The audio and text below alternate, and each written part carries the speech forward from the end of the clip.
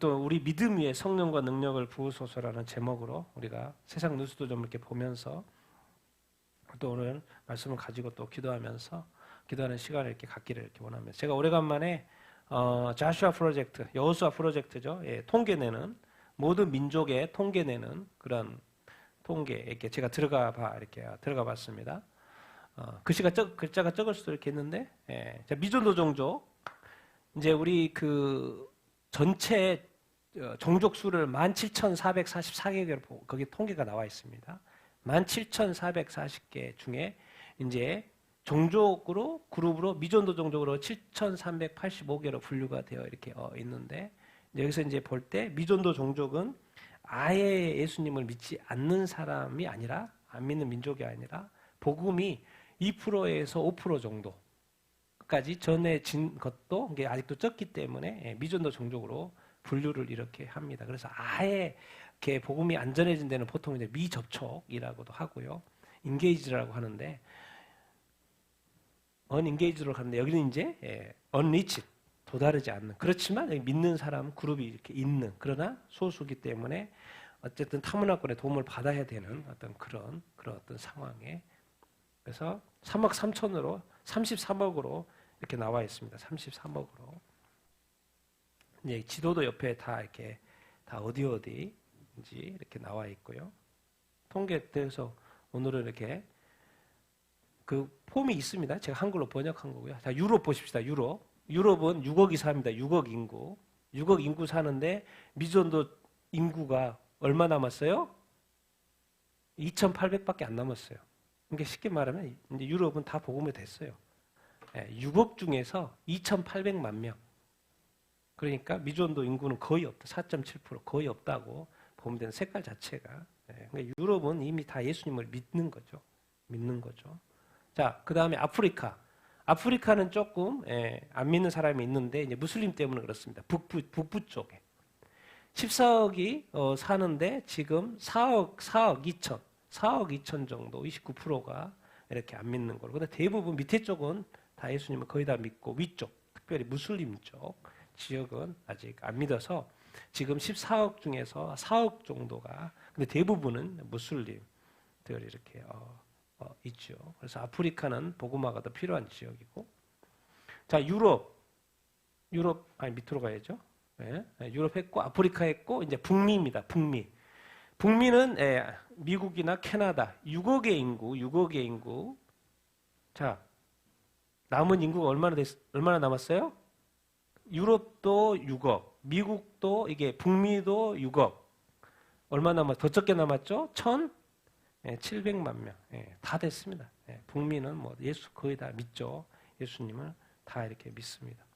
자, 그러면 남아메리카는 4억입니다. 4억 3천.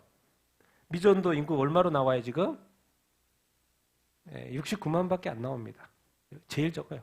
뭐 인구가 뭐 6억에 비해서 4억은 좀 적지만 4억 중에서 뭐요? 다 복음을. 다 이제 보통 이제 남미 쪽은 카톨릭이 많죠. 카톨릭이 이렇게 많은데 뭐 이 카운트 할 필요 없죠. 이제 69밖에 안 남아.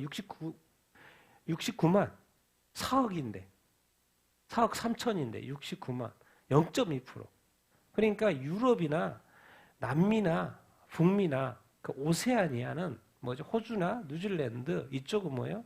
복음화가 거의가 다 됐다고 이렇게 보면 됩니다. 이제 마지막 남은 데가 어디냐? 통계상으로죠. 거기 지금 여호수아 프로젝트에서 통계 내는 거. 이제 아시아죠, 아시아.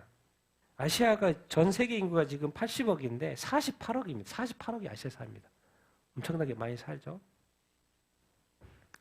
미존도 종족이 지금 5,600개로 나옵니다. 5,600 종족, 5,600 종족. 앞에서 7,000 얼마라 그랬죠? 7,300이라 그랬죠? 7,300.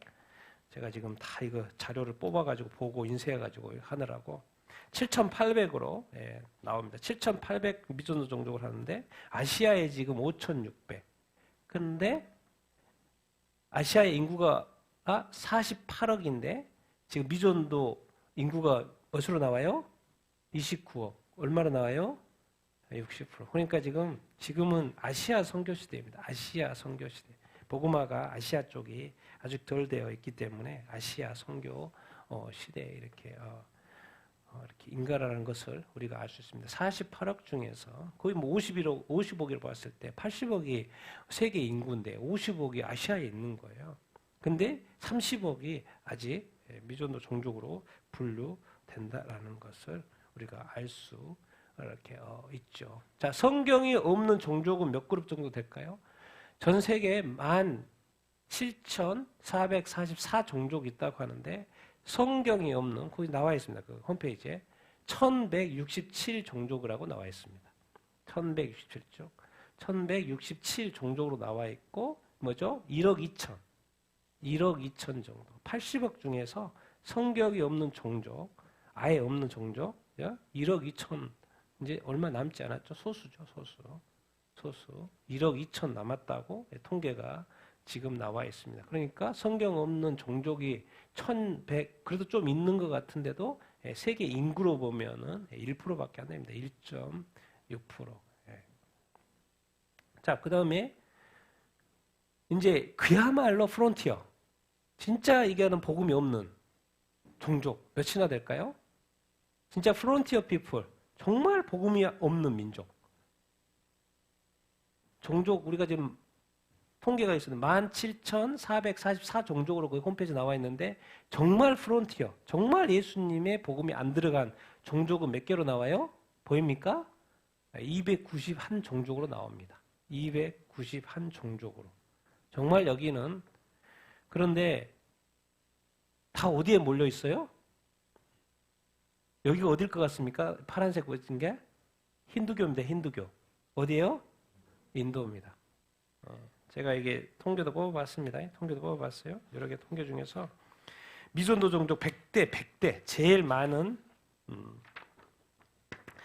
걸 뽑아봤어요. 나와 있더라고. 100개 종족, 미존도 종족 중에 1등부터 100등까지. 그런데 거기에 47개 종족이 인도에 있는 종족이 워낙 많으니까 거기에 47개, 그러니까 절반이 100개 중에 절반이 어디에 있어요? 인도에 있어요. 인도에. 최대 100개 중에 47개가 50개, 그러니까 50개로 봐 절반이 인도에 이렇게 있어요. 그러니까 워낙 인도가 지금 14억이다 보니까 미존도 종족도 많고 거기에 미존도 종족이 인도에 많고 다 어디예요? 통계가 나와 있습니다. 다 어디에 있어요? 무슬림 지역입니다. 그러니까 무슬림과 뭐죠? 인도에 지금 이 프론티어 이것도 뭐 이렇게 남지도 않았죠. 291개 종족. 복음을 전혀 접하지 않은 종족이 힌두교하고 이슬람 내에 있다는 것을 알 수 이렇게 있습니다. 그래서 우리가 얼마나 이렇게 복음의 속도가 이렇게 빠르고 그런지 이것을 또 이렇게 보겠습니다. 이제 지금까지는요, 이 종족도 많고 그래서 진짜 사람들이 엄청 노력했어요. 그래서 지금까지 복음이 전해져서 이제 얼마 남지 않았잖아요. 왜? 프론티어. 진짜 몇 개 안 남았어요. 종족. 17,440개 중에서 뒷자리 440개도 아닌 291개가 지금 프론티어라고 완전 미개척이죠. 종족이라고 이렇게 나와 있고 다 어디에 있어요? 힌두 지역하고 인도하고 무슬림 지역에 있다고 이렇게 나와 있죠. 근데 이제 감사한 건 뭐냐? 이 남은 언어들이 아주 뭐예요? 어려워요. 희귀해요. 그래서 이제 이런 뉴스가 나오기 시작을 합니다. 자, 이 기술이 발달했다는 것이 뭐에 좋냐?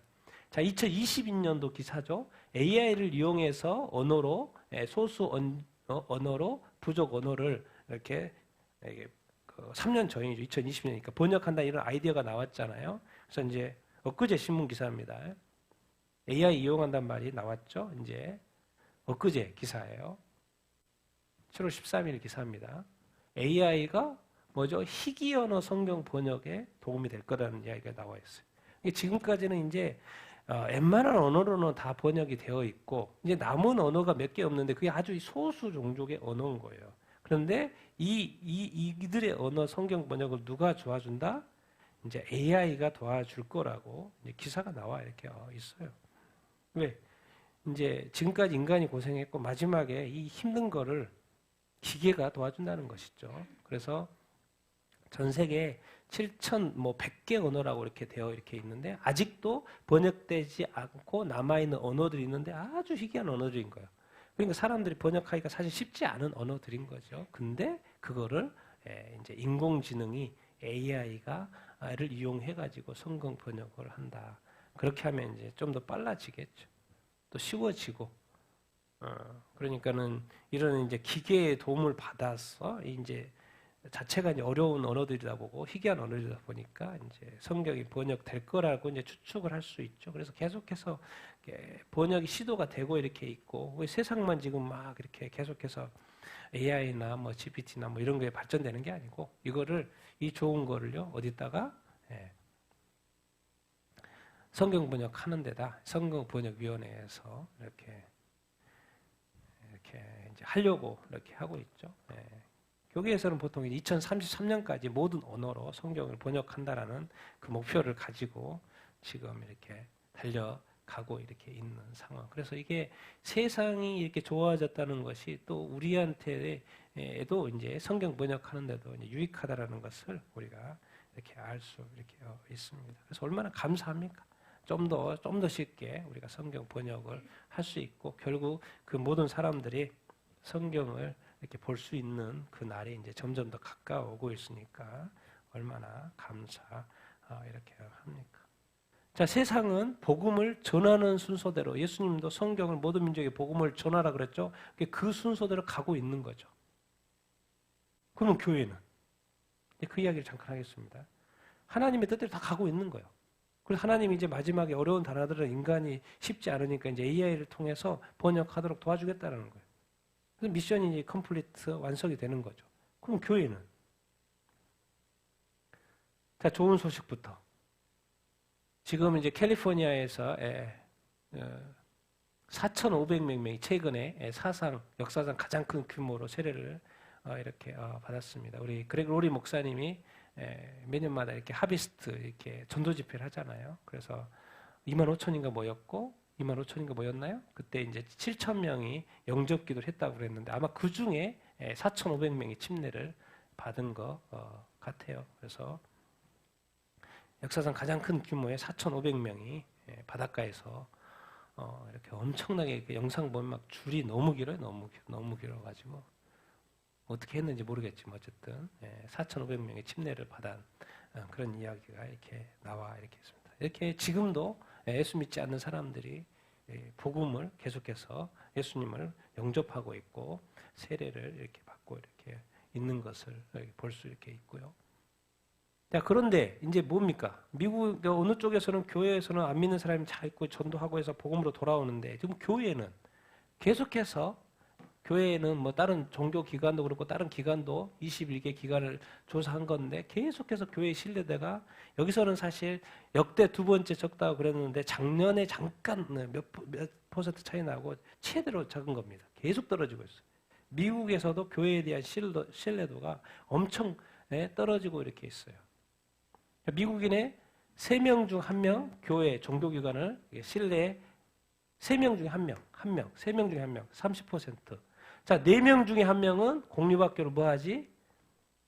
4명 중에 1명만 신뢰한다는 거예요. 미국도 지금 교육에 대해서, 공립학교 교육에 대해서 신뢰도가 엄청 낮다는 것을 우리가 알 수 있어요. 그러나 이 소상업체라든가 또 군대에 대한 이 신뢰도는 엄청 높은 것 같아요. 군인들. 그래서 이제 미국 보면 이제 군인들에 대한 것을 되게 높게 치잖아요. 그 통계로 그대로 이렇게 나와 있습니다. 그렇지만 또 미국의 이 대법원 이 판결이 막 이랬다 저랬다 낙태를 막 합법화했다가 또 최근에 1년 전에도 반대로 불법화 시키고 막 이런저런 하다 보니까 이 기사 내용 그래요. 이런 것에 대해서 대법원 신뢰도 엄청 낮는 거죠. 경찰에 대한 신뢰도도 떨어지고 이렇게 있는데 빅테크 기업 우리가 아는 많이 알고 있죠. 빅테크 기업들, 대기업들에 대한 신뢰는 엄청 이렇게 낮다라는 것을 알 수 이렇게 있죠. 근데 어쨌든 우리는 교회니까 이 교회에 대한 미국인들에게 있어서 교회에 대한 이 신뢰도가 엄청 떨어져 있다는 거예요. 3명 중에 1명 미만이라고. 세상은 미국은 지금 특히나 북미는 이제 없어요. 복음 안 믿는 사람이 별로 없을 정도로 다 주변에 교회도 널려 있고 자기가 안 믿을 뿐이지 복음하는. 그러면 다 됐으면 감사하고 더 좋은 일이 있어야 되는데 그 사회 속에서 교회를 점점 멀리한다는 거죠. 교회를 싫어한다는 거죠. 자, 캘리포니아의 UMC는 그 연합 감리 교회죠. 지금 엄청나게 교회가 뭐 지금 4년 동안에 6천 개 이상 교회가 탈퇴를 했죠. 그래서 이 교회도 좀 조그마한 교회라고 해요. 더 파운트 교회. 자기도 탈퇴하고 싶다는 거예요. 자기도 동성애 인정하지 않으니까. 탈퇴하고 싶은데 이 아마 탈퇴하면 내용상 이 교회를 또 이렇게 넘기든지 해야 되나 봐요. 그럼 다시 새롭게 장소를 얻어야 되고 다 뭘 새롭게 해야 되니까 여러 가지 비용이 계산을 해서 비용이 또 나와 있어요. 교단 탈퇴하려면 하고는 싶은데 비용이 너무 많이 든다는 거예요. 이걸 어떻게 해야 되나 이제 그런 이야기예요 지금. 하고는 싶은데 해야 될 것 같은데 비용이 또 많이 들어서 어떻게 해야 되냐고 이걸 지금. 뭔 말입니까? 하나님의 교회가 미국 땅에 세워져 가지고 그 큰 영향력을 미치는 UMC 교회가 뭐예요? 교단이 타락한 거죠. 교단이 타락해가지고 이제 교회들이 막 6천 개 이상 4년 동안 빠졌다니까요. 빠졌어요. 그래서 이 조그마한 교회, 큰 교회도 막 어떻게 나가는데 조그마한 교회들도 빠지고 싶다는 거죠. 지금 어디 순간에는 어디서는 복음을 전하기 위해서 애쓰고 있는데 이 복음화가 된 땅, 다 된 땅에서는 이제는 교단이 타락해가지고 뭐 중세시대 교황권이 세상 권력까지 지면서 타락해가지고 싸우고 결국 종교개혁이 일어난 거 아닙니까? 이제 개신교가 교회가 복음화가 다 됐어요. 자기 세상 다 됐어요. 그랬는데 또 뭐가 타락하기 시작해요? 위에서 타락하기 시작해요. 교단이. 그래서 교단이 교회를 쫓아내고 있는 거죠. 그런 꼴이 지금 중세시대, 쉽게 말하면 종교의 그 암흑기라고 하는 그 시대가 지금 개신교에서 동일하게 지금 연출되고 있는 거죠. 그래서 조그마한 교회가 지금 고민하고 있는 거예요. 어떻게 해야 돼, 이 교회를? 이건 아닌데? 나갈 수도 없고. 어떻게 해야 돼? 교단이 교회를 힘들게 하는 그런 기사입니다. 당연히 목사라면 성경의 내용을 알고 동성애가 문제 있는지 없는지 알죠. 그러나 그 UMC 연합감리교회 그 진보주의자들은 그것을 포기하지 않아요. 결국 나가도록 하는 거죠. 교회가 분열에 분열 되고 있는 이 시점에 또 목사님으로서도 고민인 거죠. 남아있을 수는 없고 나가야 되겠고 또 나갈 수도 없고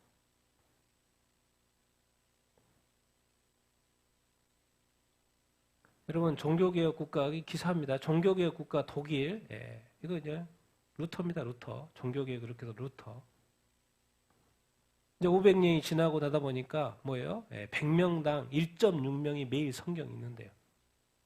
성경 저리 가라죠. 저리 가라. 100명당 1.6명 기사 내용을 쭉 보면 독일 인구 1.6%가 하루에 성경 한 번 보고 3%가 매주 성경 본다는 거. 일주일에 교회를 주일이니까 교회는 갈 거 아니에요.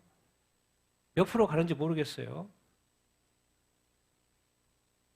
3%가 일주일에 한 번 성경 본다는 거. 잘 생각해. 항상 여러분들이 이렇게 이야기 들을 때 그것이 내가 아닌가 자꾸 생각해 봐야 됩니다. 나는 얼마나 보지?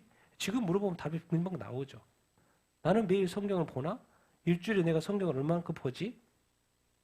자꾸 그걸 우리한테 적용해 봐야 돼. 독일 문제 있는 게 아니고 이 독일은 어차피 문제되는 것은 하나님이 거기에 따라 심판하셔요. 중요한 건 나도 심판 대상이기 때문에 내가 어떻게 주님 앞에 설 거기 때문에 나는 어떤 모습인지를 늘 생각해 봐야 되죠. 독일 절반이 그냥 기독교라고 나와 있어요. 개신교, 카톨릭 다 포함해서 독일 인구의 절반이. 그런데 성경을 적게 읽는 거에 대해서 자기네들이 연구하면서도 놀라고 있다는 거예요. 어떻게 이렇게 안 읽을 수 있지? 성경을 교회가 성도들이 믿는다고 하면서 자기네들이 연구하면서도 놀란다는 거예요. 성경을 읽지 않는 이유 나와 있어요. 80% 개인적인 삶과 관련성이 뭐하다? 없다고. 성경은 성경이고 교회에서 가서나 설교하는 거고 나 개인적인 삶과는 전혀 상관이 없다고 믿는다는 거예요. 성경을 안 읽는 사람이. 우리 한국도 성경을 안 읽는 그리스도인이 있다면 똑같은 거겠죠. 성경 읽지 않는 이유? 내 삶하고 상관없어. 교회 가서 예배 드리고 그러면 다 된 거지. 뭘 또 성경을 읽어가지고 뭐 어렵게 또 성경을 읽고 이렇게 해가지고 그 말은 뭔 말이야? 그냥 말은 안 하지만 하나님이 보실 때는 자기 개인 어떤 삶과 연결시키지 않고 있다고 보겠죠. 종교개혁 국가 500년 지나니까 성경은 이제 오직 성경으로 이렇게 외쳤던 마틴 루터 오직 성경, 그래서 성경 동상도 성경 들고 있는데 오직 성경을 했는데 500년이 지나니까 성경은 다 쳐다보지도 않아. 근데 성경을 안 읽는 사람도 생각한다는 거예요. 63%는 그래도 성경이 기준이지. 사회의 핵심 규범이고 가치의 원천이라고 믿는 거예요. 봐야 될 사람을 안 보고 또 안 보는 사람은 그래도 생각은 또 성경은 그래 성경에 따라 살아야지. 성경이 규범이지라고 생각을 한다는 거. 아이러니죠. 생각하는 거죠. 근데 결국 교회가 믿는 사람들이 자꾸 뭡니까 지금 미국도 그렇고 독일도 그렇고 종교개혁이 있어서 독일이 개신교 국가가 됐는데 이렇게 돼버렸고 미국이 진짜 복음화가 다 됐는데 이제 교단이 교회를 괴롭히고 완전히 지금 뭐가 그냥 그 중세의 그 암흑시대로 지금 접어드는 거죠. 이러면 안 되죠. 왜? 그러면 누가 판을 치겠습니까? 당연히 악한 마귀가 판을 치죠. 그러니까 이런 기사가 나옵니다. 제가 영상 보면서 진짜 깜짝깜짝 놀랍니다. 왜 이제 이 카톨릭에서 왜 이 LGBTQ가 이제 바뀌었죠? 전에는 반대하다가 지금 이제 교황도 이 LGBT 이 동성애 문제에 대해 찬성으로 돌아섰는데 이것에 대해서 최선선에서 앞에서 하는 분이 계시더라고요. 이분 사제 미국에 계시는 사제 이분이신데 이분이 계속해서 이렇게 그 옹호하고 막 이렇게 하시더라고. 영상이 좀 긴 건데 제가 쭉 봤어요.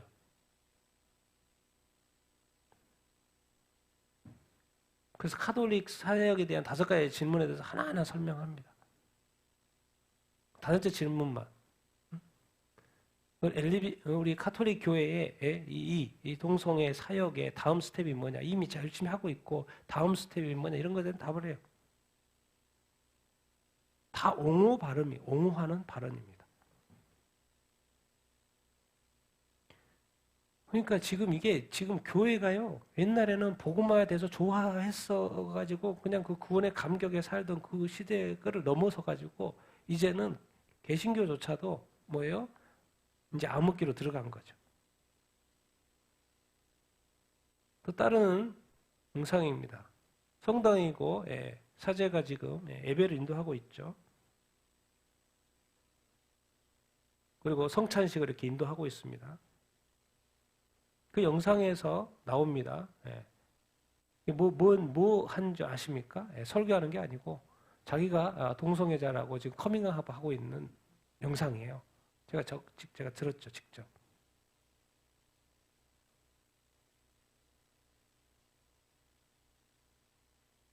그래서 이제 교인들한테 물어본 거예요. 이분은 이제 미국의 기독교 방송이죠, CBS. 유명한 CBS 기독교 방송이 이제 이 다큐멘터리를 만든 거죠. 그래서 이제 여기도 찍고 저기도 찍으면서 여기에 가서 이 사제하고도 계속 인터뷰하고 그리고 이분 이제 성도들한테 물어보는 거죠. 어떻게 생각하냐고. 그럼 어떻게 말하겠습니까? 괜찮다는 거죠. 괜찮고 좋다는 거죠. 어떻게 또 거부할 수 있겠습니까? 맨날 듣고 있고 그리고 사제가 이렇게 계속해서 설교를 하는데 이렇게 간다니까요. 이렇게 가요. 이 영상이 뭔지 아십니까? 이분도 나와요. 이분이 조사한 거예요. 이런 통성의 문제. 그래서 두 분이서 그 바티칸 시티 걸어가면서 대화 나눠요. 자기가 아는 한 100명 정도가 100명 정도가 동성애자라는 거예요.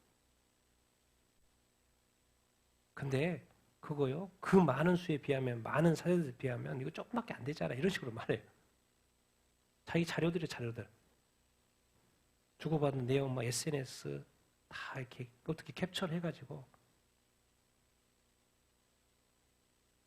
여러분 우리가 생각하는 것보다요 너무 깊숙하게 들어가 있고요. 우리가 정말 이렇게 착하게 살고 순수하게 살고 그런 나라에 사는 것도 아니고 그렇게 했지만은 지금 자료들 나오는 거 보면요. 진짜 상상 초월입니다. 상상 초월. 소돔과 고모라 저리 가랍니다. 저리 가라. 정말 여러 가지 내용이 이렇게 나옵니다.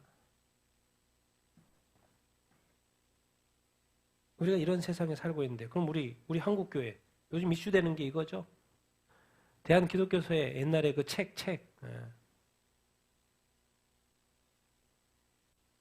새로운 2014년인가 새로운 사장이 왔는데 이때부터 뭐가 막 복잡해졌어요. 130년 된 대한민국 최고의 출판사, 지금도 찬송가를 편찬 중에 있는 그래서 한국의 우리 통합교단부터 장로교 통합교단부터 이사라 진으로 7개 감리교 7개 큰 교단들이 되어져 있는 그 이사회인데도 불구하고 지금 논란이 돼가지고 교회 내에서 처리 안 되면 사퇴하든지 안 하든지 이런 거 정상 안 되면 이제 나라 법으로 처리하겠다는 거죠. 세상 그 기관에 넘겨서 130년 된 최고의 어떤 교회. 근데 약간 보니까 여긴 또 약간 이제 이념적으로도 문제가 보니까 있더라고요. 설명이 그렇게 나와요. 기사 내용.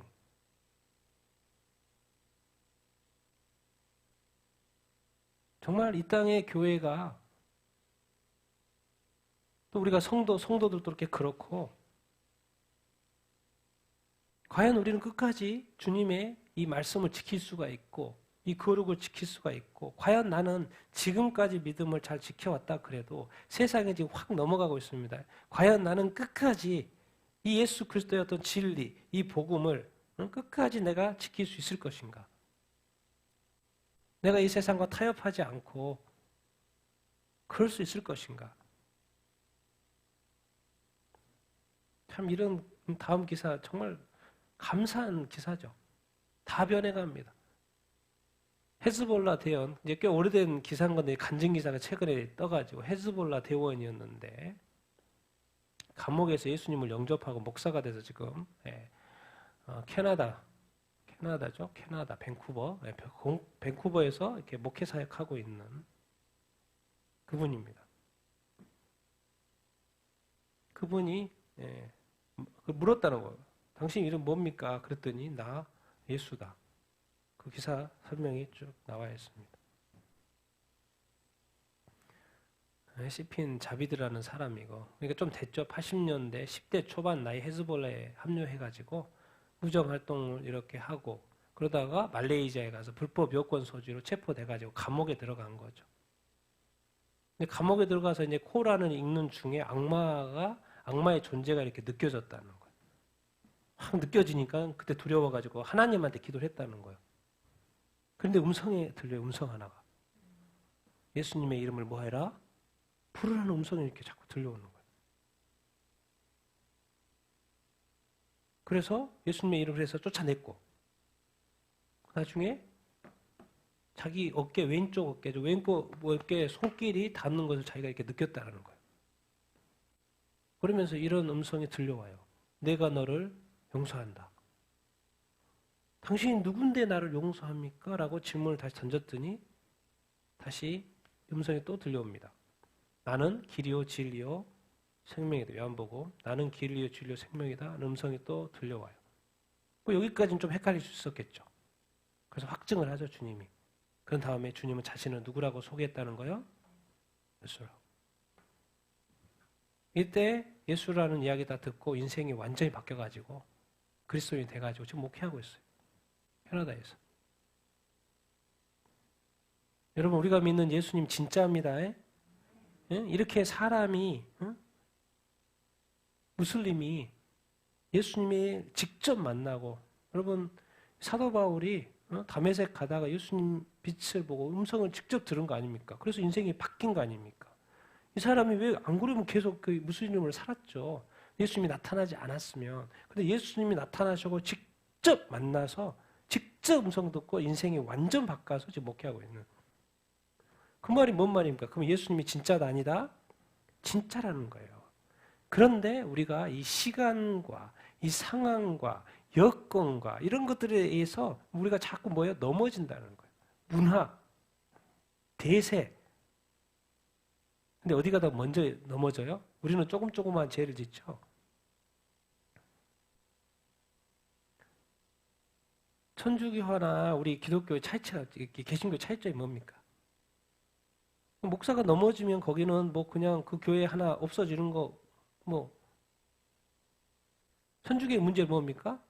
맨 꼭대기가 성경과 다른 이야기 해버리면 24억, 25억이 이제 우리가 기독교라 그러고 천주교가 카톨릭이 12억이라 그러죠. 거기는 위에서 한마디 하면 그게 12억이 그냥 다 같이 가는 거라서 거기 뭐가 반발할 누가 있습니까? 그런 게 없잖아요. 개신교가 저렇게 막 UMC 탈퇴해가지고 6,000개 교회가 탈퇴하고 그런 것이 있지만 거기는 그럴 수 없잖아요.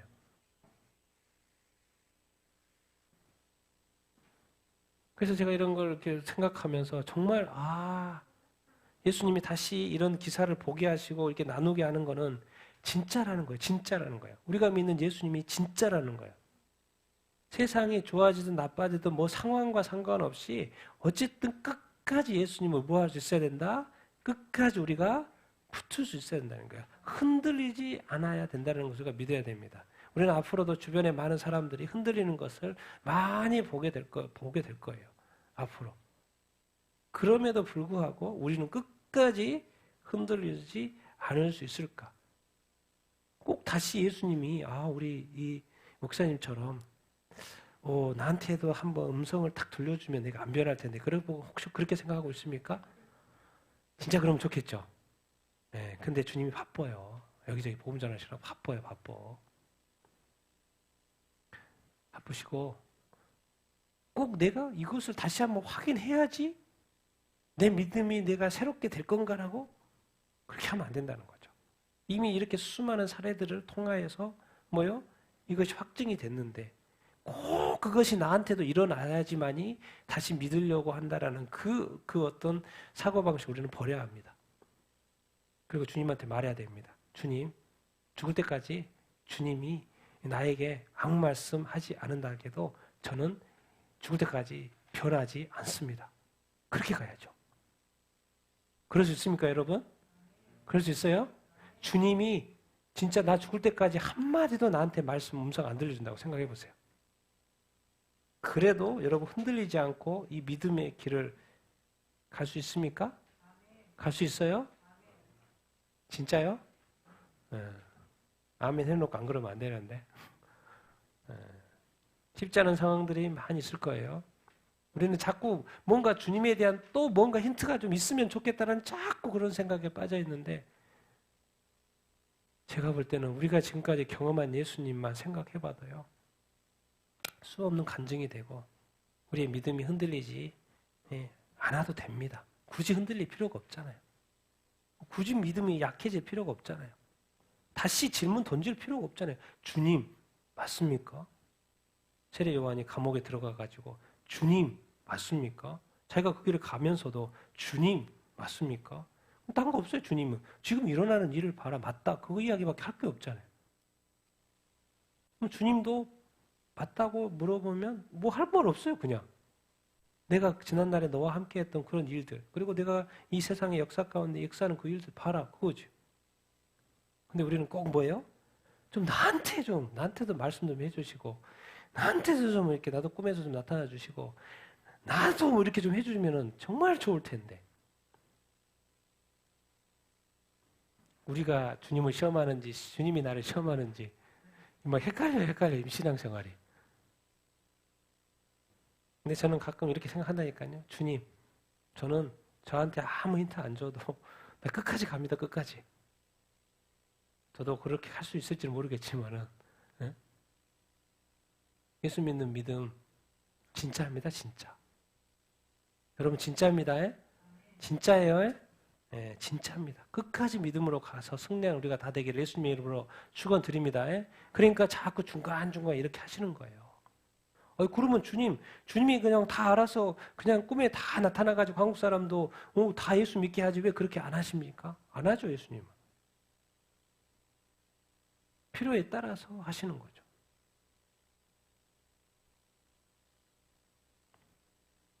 우리 토저 목사님 책 타이틀 드립니다. 타이틀만 쭉 가져왔는데 우리의 가장 큰 적은 뭐다? 틀에 박힌 종교활동.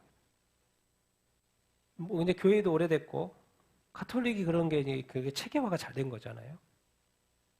교회도 이제 오래되다 보니까 모든 게 체계화돼 있어요. 교회가 교단의 법을 넘을 수가 없죠. 모든 것이 틀에 박혀져서 종교처럼 돌아가고 있습니다. 그러니까 영적으로는 자꾸 죽어가죠. 잠자고. 그리고 뭐예요? 모든 이것들이 그냥 습관적으로 하는 거예요. 주일 됐으니까 아침에 눈 뜨고 교회 가야지. 교회 가는 마음이 기뻐요, 안 기뻐요? 그런 거 자체 생각 자체를 안 해요. 생각 자체 교회 왔으니까 예배도 드리고 또 가요. 그리고 원래 습관대로 또 자기 하고 싶은 거 해요.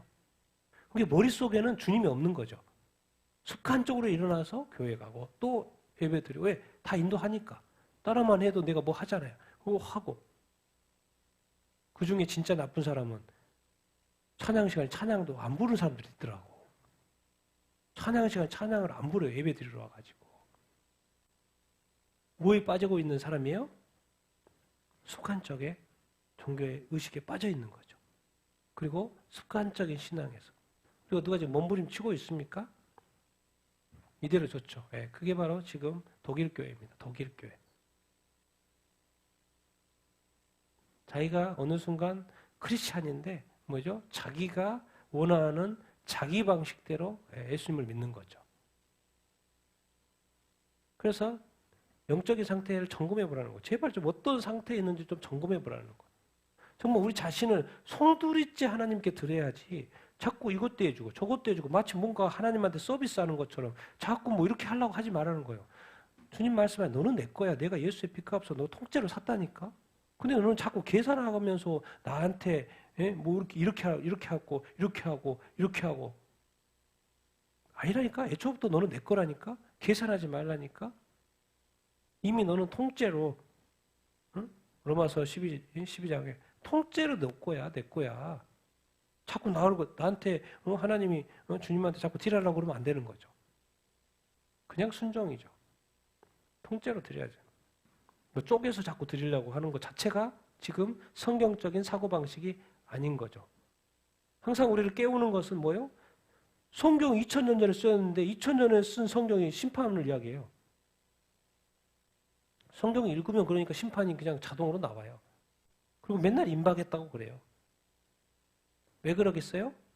예수 믿고 나서 너무나도 많은 일들이 있기 때문에 항상 이 종말론적인 의식을 가지고 살아야 된다는 거예요. 그렇지 않으면 뭐예요? 세상으로 쓸려가게끔 돼 있다.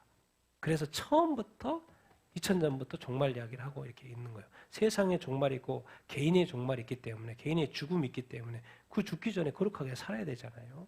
믿음대로 살아야 되잖아요. 그것을 이렇게 좀 긴장감 있게 해주는 게 바로 이 심판 이야기인 거죠. 지금은 이제 성경에 예언한 그 진짜 실제 그 마지막 때라는 것이고 그러나 또 이때 그 개인의 종말 앞에서는 이런 것이 되게 유익하죠. 정말 이 시대의 흐름이 있습니다. 과연 우리가 저항하고 있나? 또 저항해야 된다고 말씀하고 있어요. 맞는 말이에요. 요즘에 이런 동성애 이렇게 이슈라든가 차별금지법이라든가요. 지금 일본에서 차별금지법이 통과돼가지고 기사에 나온 거 뭐예요? 일본 크리스찬들이 제발 한국은 우리는 인원이 얼마 되지도 않아가지고 그런지도 몰랐고 얼마 되지도 않아가지고 그렇게 할 힘도 없고 그냥 그들이 하면 하는 거였어요. 그러니까 그 이제 기사 내용 그래요. 일본 크리스찬이 한국은 절대로 통과시키면 안 됩니다. 그렇게 이야기하고 있어요. 절대로 통과시키면 안 됩니다. 우리한테 이야기하고 있다니까요. 시대가 지금 이제 이렇게 막 가고 있는데 과연 우리가 그것을 저항할 수 있는가? 그런데 예수님이 우리가 하나님의 진리로 개혁하고 부흥을 우리가 꿈꿔야 됩니다. 아직도 예수님을 믿지 않는 사람들이 많아요? 안 많아요? 예, 아직도 많이 있습니다. 주님은 다시 오신 것도 아니고, 그리고 주님은 때와 시기를 가르쳐주지 않는 이유는 뭐요? 끝까지 충성해, 그 말인 거죠. 끝까지 충성해. 헛생각하지 말고 때와 시기 자꾸 집착하는 거는요 좋지 않아요. 왜? 자꾸 하나님의 영역을 넘보려고 하는 거예요. 그래서 많은 목사님들 중에서도 자꾸 그걸 넘보려고 하는 거예요. 그러니까 자꾸 뭐 해요?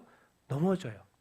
자꾸 찍는 걸 자꾸 하고. 그러게 왜? 그 뭐 제가 볼 때 나쁜 마음이 아니에요.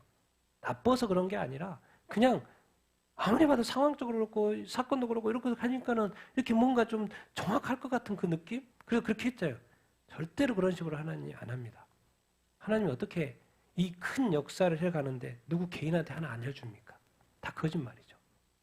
그래서 갑자기 오는 거예요. 하나님의 때. 누구한테 특별하게 알려줘가지고 하나님이 나한테 말씀하셨다 뭐 이런 거 하면 안 됩니다. 조심하셔야 되고. 특히나 이 마지막 때의 시기 문제는 우리는 하나님 끝까지 감춰준 것은 끝까지 충성하라는 거죠. 끝까지 우리 안에 잘못된 걸 다 고치고 그 다음에 뭐예요? 뭘 꿈꿔야 된다? 한 영혼이라도 구원받기 위해서 끝까지 수고하는 그 수고를 하도록 이렇게 하는 거죠. 여러분 이 통계만 보십시오. 그냥 인터넷 홈페이지에 나와 있어요. 자녀 프로젝트 그 사이트에 들어가면 그냥 저는 번역만 한 것뿐이에요. 통계가 정확히 나와 있어요. 종족부터 해가지고 어느 지역에 누가 어느 제가 여러 가지가 다운받아서 이렇게 했는데 세계 모든 나라 제가 깜짝 놀랐어요. 이렇게 한번 통계를 보고 세계 모든 나라가 몇 개가 통계 나오냐 238개로 나와요. 238개로 나와요. 근데 다 크리스천. 근데 이미 기독교화가 100%부터 해가지고 90%, 80% 엄청 많아요. 이미 기독교 국가가 너무나도 많다는 거죠. 70%? 그래서 155번째 가야지만이 50%예요. 169 가면 대한민국이에요. 30%. 다 이제 그 밑에는 무슬림, 힌두교. 이 복음화율이 상당히 많이 있게 됐습니다. 그런데 문제는 뭐예요? 교회죠, 교회. 하나님은 지금까지 하나님의 일을 2000년 동안 해오셨어요. 그런데 이 구원받은 교회가 이 하나님에 대한 반응, 이 말씀에 대한 반응, 딴 거 없습니다. 1차적으로 내가 온전히 그리스도인으로서 온전히 살고 있나 그것을 평가하는 기준이 바로 가장 객관적으로 말씀이에요, 말씀. 독이 지금 실패한 게 그건 거죠. 중세 카톨릭이 어둡다 한 게 뭐였어요? 아니, 라틴어로 설교를 하니까 아무도 못 알아듣는 거예요, 아무도. 그러니까 종교개혁이 그 큰 유익이 뭐였어요? 자기 언어로 성경 번역한 거였잖아요. 성경 번역한 거였잖아요. 그래서 자기 언어로 성경을 가지고 있는 거잖아요. 그런데 뭐요? 이제 자기 언어로 별의별 번역본이 다 있어도 봐요, 안 봐요? 안 봐요. 다시 거꾸로. 누가? 어디 가요? 예, 옛날에 중세가 아니라 현대, 근대, 아주 최고의 21세기의 교회가 이제 암흑기로 들어간 거죠.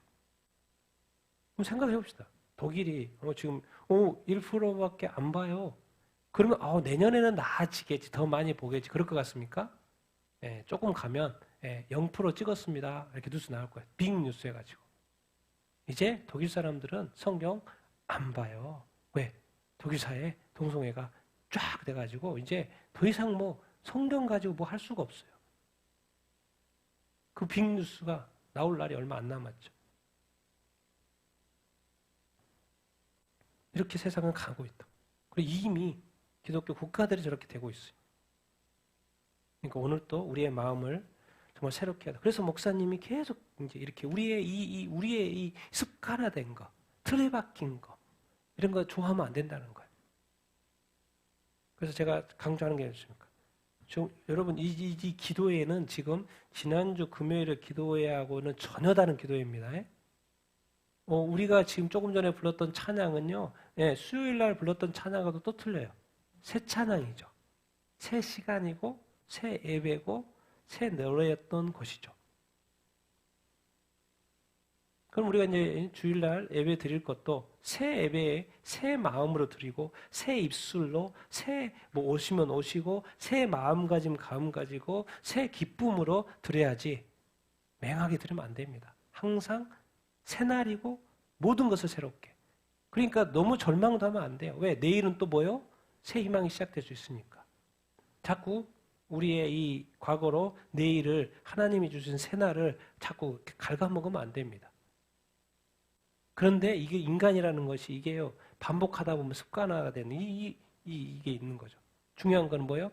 눈에 보이는 것이, 육의 이것이 너무 좋다 보면 뭐예요? 자꾸 영이 잠자고 있는. 그 영이 잠자다 보니까 성경을 보지 않게 되는 것이죠.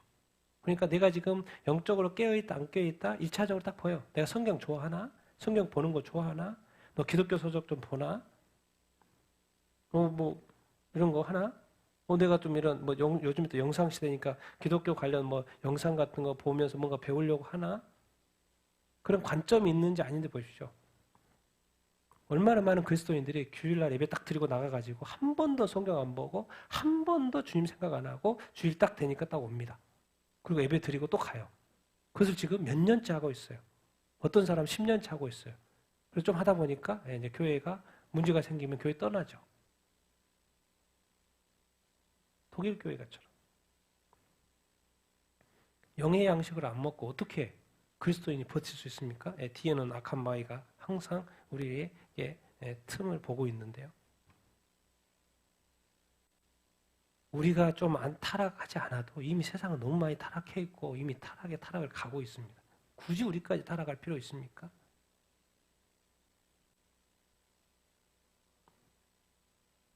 우리 이거 큐티 말씀 중에 오늘 말씀과 좀 맞기도 하고 그래서 같이 한번 1절부터 5절 같이 한번 읽어보겠습니다. 시작. 가이사랴에 고넬료라는 사람이 있으니 이달리아 부대라는 군대의 백부장이라 그가 경건하여 온 집안과 더불어 하나님을 경외하며 백성을 많이 구제하고 하나님께 항상 기도하더니 하루는 제9시쯤 되어 환상 중에 밝히 보매 하나님의 사자가 들어와 이르되 고넬료야 하니 고넬료가 주목하여 보고 두려워 이르되 주여 무슨 일이니까 천사가 이르되 내 기도와 구제가 하나님 앞에 상달되어 기억하신 바 되었으니 내가 요파에 보내어 베드로라는 시몬을 청하라. 아멘. 이제 베드로가 이제 이방 전도하는 그 내용 기사죠. 지금 성경의 사도행전 10장에 이제 고넬료 이탈리아 사람입니다. 이방인이죠. 그런데 군대 장관이고 100명을 거느리는 백부장. 군대 장관인데 이방인인데도 불구하고 경건해요. 하나님을 알아요. 그래서 하나님을 경외하고 가족이 또 다 믿는 것 같아요. 그래서 경건하다는 증거를 표현을 하고 있죠. 사람에 대해서는 많이 구제하고 하나님에 대해서는 항상 기도하고 그러니까 하나님과의 관계도 계속하고 있고 또 사람과의 관계도 계속하고 이렇게 있는 것이죠. 그래서 많이 지금 단어를 붙여놨죠. 많이 구제하고 이러니 하나님이 얼마나 좋아하시겠어요. 그런데 고넬료가 하나님 좋아한다고 구원받습니까? 예수 믿어야지 구원받으니까. 왜 그러죠? 예수님이 오신 이후로는 그러니까 하나님이 너무나도 사랑하는 이 고넬료를 베드로하고 이제 만나게 하는 거죠. 하나님 다 계획이죠. 환상 보게 하고 하나님의 천사를 보내가지고 고넬료한테 이제 말하는 거죠. 내 기도와 구제가 하나님 앞에 뭐가 됐다? 상달됐다. 하나님이 지금 다 지켜보고 있었고 네가 하는 일이 정말 내가 만족하고 내가 기뻐하고 내가 너무나도 이렇게 즐겁다. 이제 예수 그리스도의 구원의 시대가 돼서 너도 예수 믿어야 된다. 그 구원의 길로 지금 인도하는 거죠. 하나님은 하나님은 늘 모든 사람을 다 지켜보고 있기 때문에 하나님이 그래서 이런 단어들이 중요하죠. 내 기도와 구제가 하나님 앞에 뭐가 됐다? 상달됐다. 그러니까 우리가 하나님 아버지 앞에서 늘 선행을 하고 있어야 되고 좋은 마음을 하게 되고 늘 실천하는 삶을 살고 있어야 되고 또 항상 기도 가운데 우리가 있어야 돼요. 그래서 성령 안에서 늘 기도하라는 말이 그런 거예요. 그러니까 뭔가 끊임없이 하나님과의 교제도 하고 근데 하나님과 교제만 하지 사람과의 관계를 또 안 하고 있으면 안 됩니다. 그 도울 사람 돕고 이렇게 해야 된다는 거죠. 근데 그거를 다 하고 있었죠. 그래서 하나님이 이제 너의 기도와 이 구제가 다 하나님 앞에 상달됐고 기억했다. 그래서 이제 내가 너를 구원으로 인도하겠다 하면서 베드로가 저기 옆에 있으니까 초청해라. 이제 그 말 이렇게 인 것이죠. 그러니까 지금 이제 하나님이 어떤 고넬료의 삶의 어떤 만족 이제 그래서 어디로 인도하는 거예요? 하나님이 좋아하는 게 아니라 진짜는 뭐예요? 고넬료의 진짜는 뭐예요? 예수 믿고 구원받고 천국 가고 영생 얻는 거죠. 그 길로 하나님이 인도하시는 거예요, 지금. 같이 읽겠습니다. 시작. 이튿날 그들이 길을 가다가 그 성에 가까이 갔을 그때 베드로가 기도하려고 지붕에 올라가니 그 시각은 제6시더라. 그가 시장하여 먹고자 하매 사람들이 준비할 때 황홀한 중에 하늘이 열리며 한 그릇이 내려오는 것을 보니 큰 보자기 같고 네 귀에 매어 땅에 들이웠더라. 그 안에 땅에 있는 각종 네 발 가진 짐승과 기는 것과 공중에 나는 것들이 있더라. 또 소리가 있어 베드로야 일어나 잡아 먹어라. 베드로가 이르되 주여 그럴 수 없나이다. 속되고 깨끗하지 아니한 것을 내가 결코 먹지 아니하나이다. 아멘. 이제 보냈으니까 이제 베드로도 준비를 해야 되죠. 근데 베드로가 이제 또 하여튼간 기도하면 뭔 일이 일어나는 것 같아요. 그래서 베드로가 기도하고 그들은 이제 오고 있는 중이고, 그러니까 베드로가 준비돼야 되니까 또 배고픈 상황에 황홀한 중에 뭐가 열려요? 네, 하늘이 이렇게 열리고 베드로도 이제 성령 충만한 사람이죠. 성령 충만하고 지금 사도로서의 그 역할을 지금 잘 수행하고 있고 하늘이 열리고 그릇이 하나가 이렇게 내려왔다는데 그릇에 이제 뭐가 담겨 있었다는 거예요? 각종 네 발 가진 짐승, 기는 것, 공중에 나는 것. 이것은 베드로가 정확히 설명하죠. 그건 뭐였다? 속되고 깨끗하지 아니한 것. 그러니까 하나님이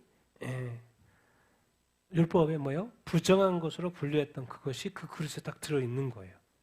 근데 당연히 지금까지는 한 번도 누구도 유대인이라면 누구도 자기한테 이것을 먹지 말아야 된다고 가르쳤지 먹으라고 한 사람 없었거든요.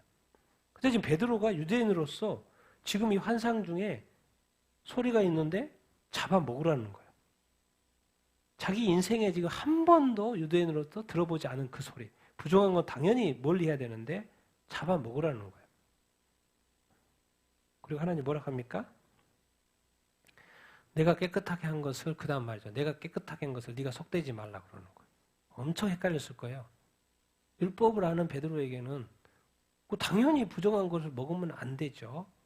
그런데 갑자기 소리가 하늘이 열리고 소리가 내가 깨끗하게 했다는 거예요. 어떻게 깨끗하게 했지? 그걸 네가 속되다고 하면 안 된다는 거예요. 아니 원래 속되다고 우리 율법에 가르쳐 주신 분이 하나님이신데 엄청 헷갈리는 이 장면이죠.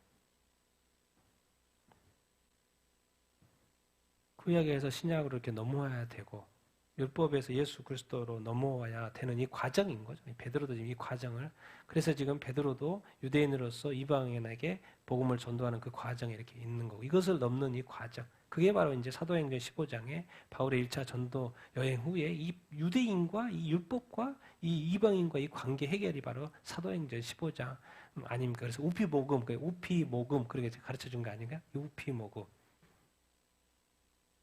그 네 가지만 지키고 이방인들은 그냥 예수 믿게 해라. 율법 다 안 지켜도 된다. 베드로 입장에서 엄청 헷갈리는 이야기를 지금 하는데 중요한 건 뭐예요? 하나님이 말씀하셨어요. 하나님이 내가 깨끗하게 했다는 거예요. 근데 내가 이해가 안 된다고 자꾸 그걸 태클 거면 안 된다는 거죠. 그리고 하나님한테 말씀 들어댈 수가 없잖아요. 하나님이 말씀하신 건데 그래서 이제 베드로가 하나님께서 깨끗하게 하신 것을 네가 속되다 하지 말라는 말씀까지 딱 이렇게 들었죠. 그래서 이제 사건이 이제 그래서 전개가 되는 거죠. 그리고 고넬료 집 이방인 집에 가는 것인 거고요. 34절 38절 읽겠습니다. 시작. 베드로가 입을 열어 말하되 내가 참으로 하나님은 사람의 외모를 보지 아니하고 각 나라 중 하나님을 경외하며 의를 행하는 사람을 다 받으신 줄을 깨달았도다. 만유의 주 되신 예수 그리스도로 말미암아 화폭의 복음을 전하사 이스라엘 자손들에게 보내신 말씀 곧 요한이 그 세례를 반포한 후에 갈릴리에서 시작하여 온 유대에 두루 전파된 그것을 너희도 알거니와 하나님이 나사렛 예수에게 성령과 능력을 기름부터 다셨음에 그가 두루 다니시며 선한 일을 행하시고 마귀에 눌린 모든 사람을 고치셨으니 이는 하나님이 함께 하셨습니다. 아멘. 이제 점점 베드로도 사도긴 해도 자기 자신의 한계가 있는 거예요. 유대인이라는 그 선민과 율법이라는 그 한계가 이렇게 있는 건데 예수 믿고 깨졌는데도 불구하고 점점 더 아직도 베드로가 입을 열어서 하나님은 이제 알게 되는 거예요. 사람을 뭐로 취하지 않는다? 외모로 취하지 않는다. 유대인만 사랑하는 게 아니고 이방인도 사랑하고 모든 민족. 지금 로마 자기의 지금 식민 통치하고 있는 그 민족 아닙니까? 외모로 보지 않는다. 하나님은 사람을 절대로 외모로 보지 않습니다. 그래서 우리도 절대로 외모로 보지 말라고 이야기를 우리한테 하고 있죠. 하나님을 경외하고 의를 행하는 그 사람은 하나님이 다 받으신다는 것이죠. 그래서 이걸 이제 깨달아 가는 것이고 결국 나오는 게 뭐냐? 베드로에서 나와야 될 그 말이 나온 거죠. 예수 그리스도, 만유의 주 예수 그리스도, 그리고 화평의 뭐요? 이 복음. 베드로에게 가장 설교하고 하는 내용 핵심 뭐죠? 예수 그리스도, 이 복음, 그리고 세례. 하나님이 나사렛 예수에게 뭘 부었다? 성령과 능력을 뭐 했다? 기름 부었다. 자, 하나님이 전능하신 하나님이 저 시골 출신 예수님에게 어떻게 예수님이 이렇게 큰 일을 하시지? 나사렛 출신이 할 수 없죠. 뭘 부으신 거예요? 성령과 능력을. 우리 능력 없고 뭐 없는 우리에게 뭘 부으셔야 돼요? 성령과 능력을. 이 세상의 거대한 이 세상 조직과 문화 속에 이 거대한 이 파워 속에 우리 조그마한 교회가 조그마한 이 나사렛 출신 아무것도 모르는 우리가 어떻게 담대하게 싸울 수 있습니까? 뭘 부어주셔야 돼요? 성령과 능력. 그래서 일부러 나사렛 예수라는 단어를 일부러 예수 이렇게 하고 뭔가 좀 이렇게 있는 이름을 쓰자. 주 예수 이렇게 하지. 나사렛 하면 그 당시에 막 들으면 시골 딱 생각되는 그 느낌인데 그 시골 그 예수님에게 뭘 부었어요? 성령과 능력을 도대체 왜 부으시지? 뭐 하려고? 착한 일 하고 싶어도 잘 안 됩니다. 착한 일을 해요. 성령이 부어지며. 근데 더 놀라운 건 이것 때문에 그래요. 하나님의 영이 부어져야 됩니다. 능력이. 왜 그래요? 누가 역사하고 있어요? 사람들 가운데? 마귀가 역사하고. 영적 전쟁이기 때문에. 여러분, 우리 괜찮다고요? 다른 사람들 안 괜찮아요? 다른 사람들, 병들은 사람도 있지만 또 마귀에 눌린 사람들도 너무나도 많습니다. 그렇기 때문에 이 영적인 대결을 하려면 누가 필요해요?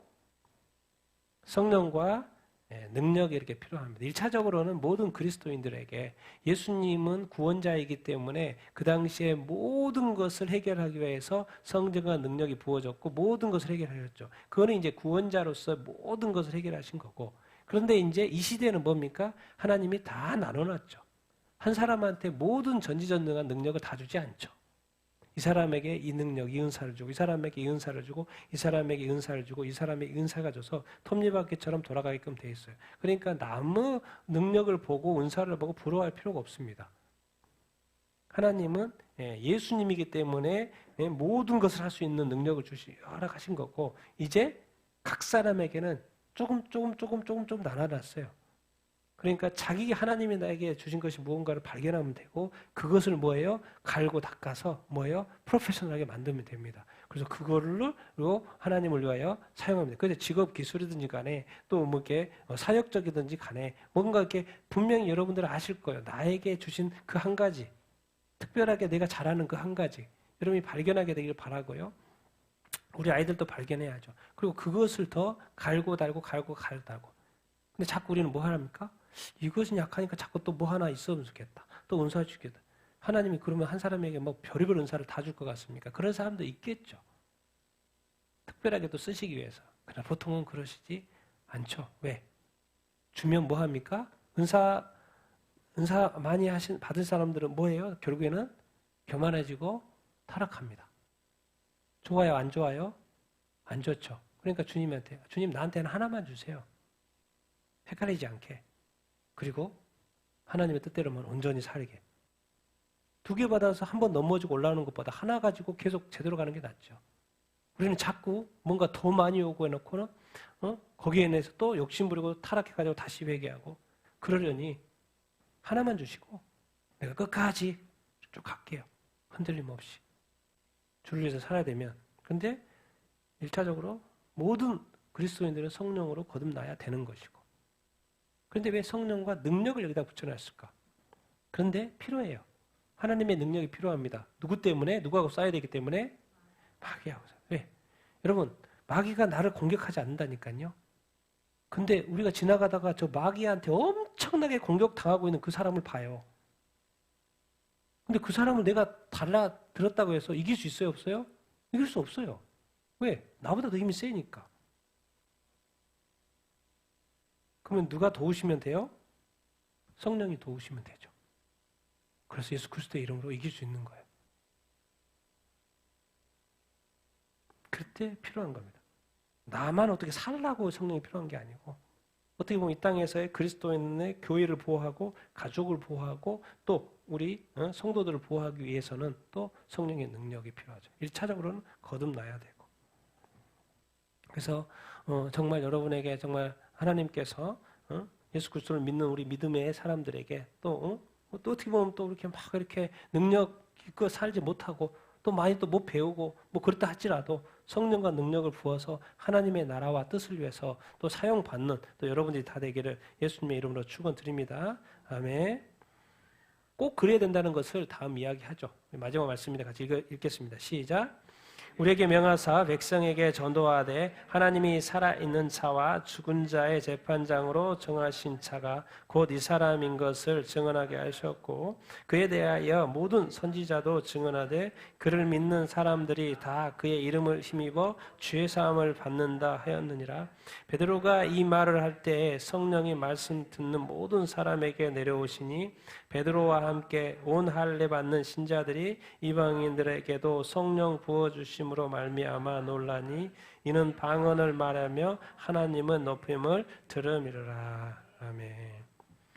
예수 그리스도 전도하는데 베드로가 전도하는데 전도하게 하는 거죠. 하나님이 살은 자와 죽은 자의 심판장으로 정한 사람이 누구라는 거예요? 예수 그리스도. 재판관이 누구라는 거예요? 죽은 사람은 뭐겠습니까? 나중에 죽었다가 부활해서 심판받는 거고 산 사람은 또 살아있는 거고 그러니까 모든 사람 재판장은 누구다? 예수 그리스도로 세웠다는 것을 이제 증언한다는 거죠. 실제로 그럴 겁니다. 나중에 재판장에 누가 서 있는지를 우리 모든 사람이 보게 되겠죠. 모든 선지자들도 말했다는 거예요. 구약의 선지자들도 그를 믿는 사람들이 다 그의 이름을 힘입어 뭘 받는다?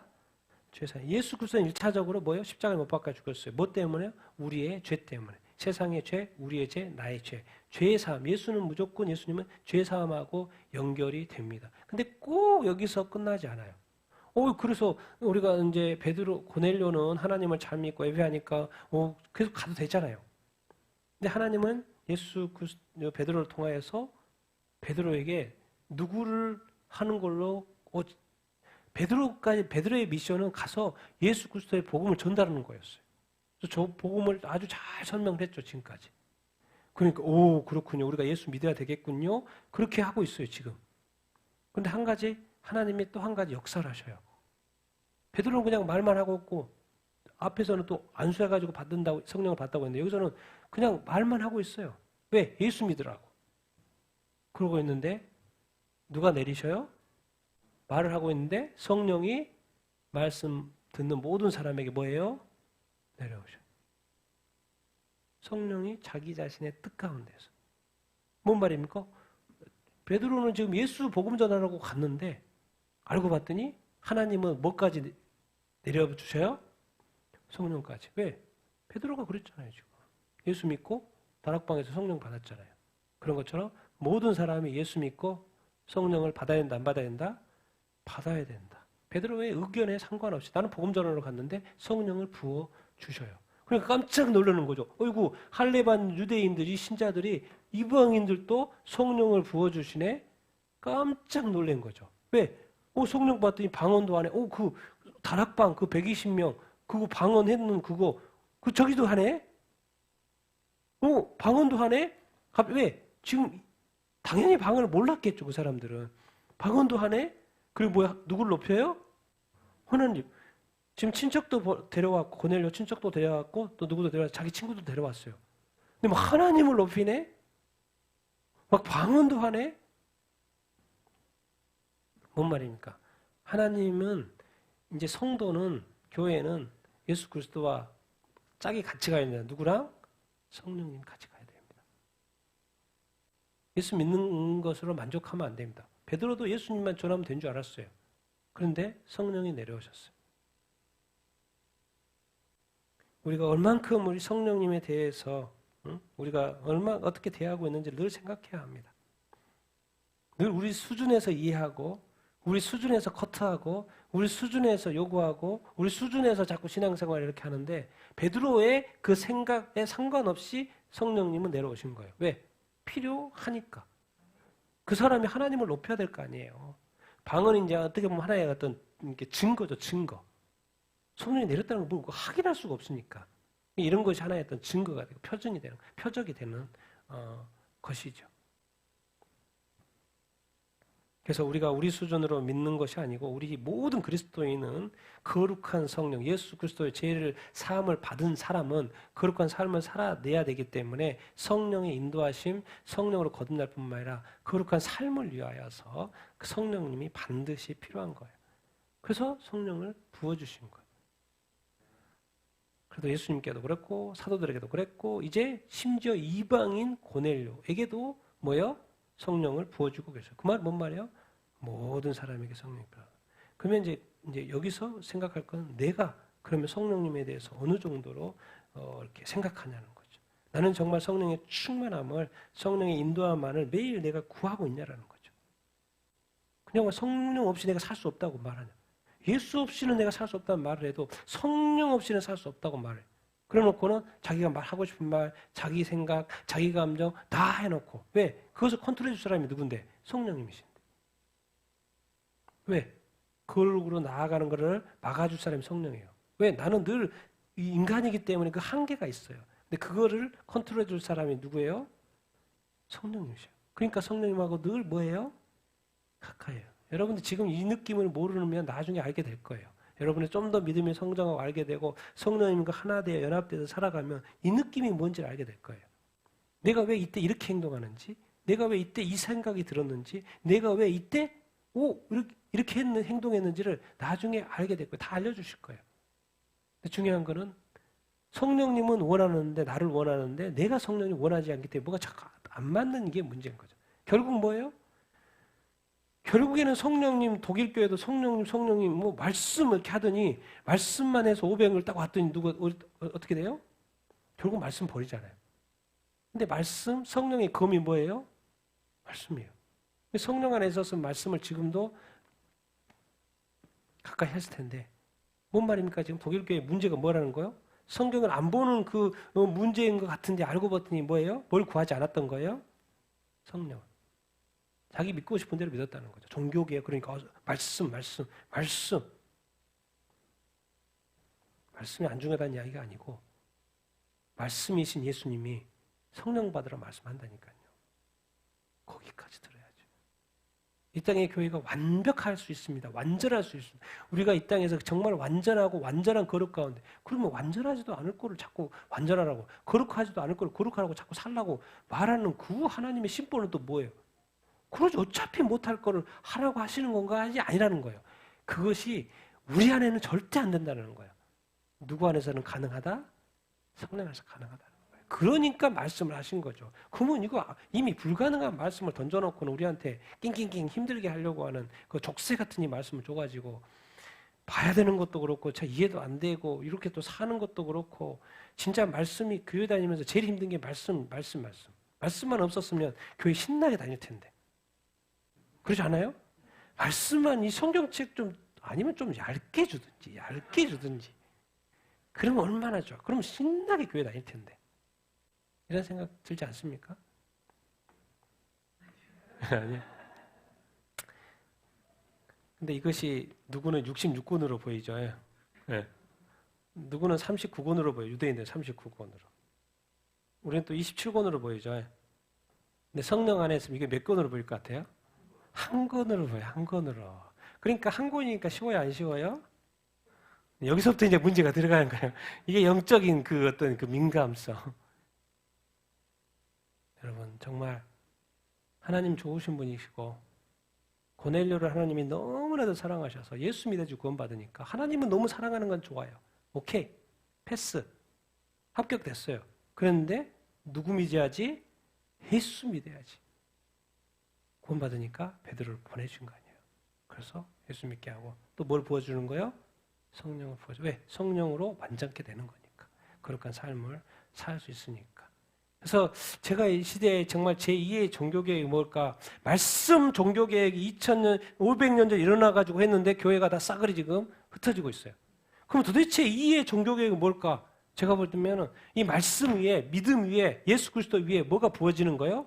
성령이 부어지면 이 땅에 악한 영들이 지금 마구 역사하는데 이게 지금 전쟁이 되지 않을까 그런 생각이 하는 거예요. 그러면 엄청난 지금 악한 마귀가 마음대로 하지만 이게 지금 하나님의 군대, 성령 충만한 하나님의 군대, 이 말씀의 군대가 일어나면요 진짜 피 터진 싸움이 진짜로 일어나죠. 난리 날 겁니다. 이제 안 그러면 그냥 우리는 교회는 그냥 당하고 끝일 확률이 높죠. 왜? 어떻게 이깁니까? 500년 싸웠는데 마귀가 어떻게 마치 승리한 것처럼 돼 있는데 왜? 교회 다 떠나버리고 말씀도 안 보고 교회 예배는 축 처져 있고 교회는 뭐요? 유럽 교회 가봐요. 다 늙은 사람밖에 없고 젊은이는 다 없고 우리 교회 다 젊은 사람 다 떠나고 너무 좀 이렇게 객관적으로 생각하자고요. 그냥 실제 인정할 건 인정하고 우리도 당연히 지금 그러고 있고 그래서 우리에게 필요한 것이 뭐다? 성령 충만.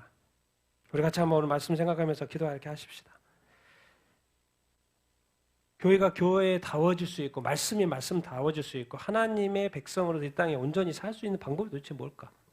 이 세상에 휩쓰이지 않고 이 세상의 많은 일들 가운데 휩싸이지 않고 휘둘리지 않고 흘러가지 않고 내가 온전한 그리스도인으로 삶을 교회가 교회되고 찬양이 찬양하고 예배가 예배가 되고 내가 그리스도인으로서 단 한순간도 꺾이지 않고 온전한 믿음 가운데 거룩한 삶을 살아갈 수 있는 그 방법이 뭘까? 어느 순간 내 생각이 들어올 때 성령이 나를 막아주신다면 나는 100% 영원한 삶을 살 수 있고 거룩한 삶을 살 수 있습니다. 그러니까 그렇지 않으면 성령이 나를 막아주지 않으면 나는 여전히 내 방식대로 내 사고대로 내 말과 내 헌행대로 내 습성대로 내 것대로 할 거 아닙니까? 그러나 성령이 내 안에서 나를 꽉 잡아준다면 그리고 우리가 그것을 원한다면 정말 근데 뭐 문제는 뭐냐? 그걸 내가 원하지 않는다는 거예요. 몰라서도 원하지 않고 하도 교회에서 목사님들이 말씀만 하고 성령하면 뭔가 이상한 것처럼 느껴지고 방언하면 뭔가 이상한 것처럼 느껴지고 그런 문화 속에서 결국 시간 지나니까 교회는 난리 나버려요. 하나님이 능력으로 성령을 주셨는데 능력 없는 교회가 돼버려요.